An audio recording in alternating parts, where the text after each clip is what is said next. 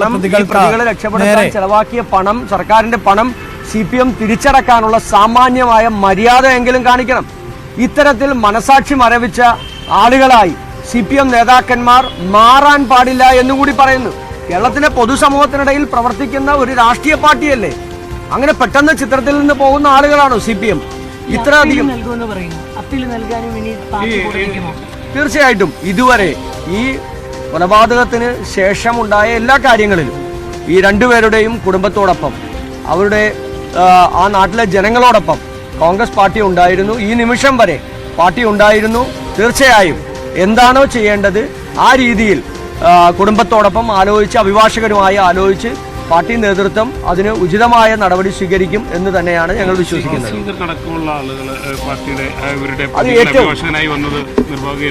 ഏറ്റവും എന്താണ് ഇവർക്കൊക്കെ ഏത് രീതിയിലാണ് ഒരു മനസാക്ഷിയില്ലാത്ത പ്രവർത്തനമല്ലേ ശ്രീധരന്റെ ഭാഗത്തു നിന്നൊക്കെ ഉണ്ടായത്? ഈ അഭിഭാഷകനായി ഈ കൊലപാതകം മുഴുവൻ നടക്കുന്ന സമയത്തും ഈ കൊലപാതകം നടന്നതിന് ശേഷം എന്തായാലും കോൺഗ്രസ് നേതാക്കളുടെ ഭാഗത്ത് നിന്നുണ്ടാകുന്ന പ്രതികരണത്തിൽ ഇപ്പോൾ വെറുതെ വിട്ടിട്ടുള്ളവർ കൂടി കുറ്റക്കാരാണ്, അവർക്കും കൂടി ശിക്ഷ ലഭിക്കേണ്ടതുണ്ട് എന്ന പ്രതികരണം പുറത്തു വരുമ്പോൾ ഇതിൽ അപ്പീൽ പോകും എന്ന സൂചന തന്നെയാണ് നമുക്ക് ലഭിക്കുന്നത്.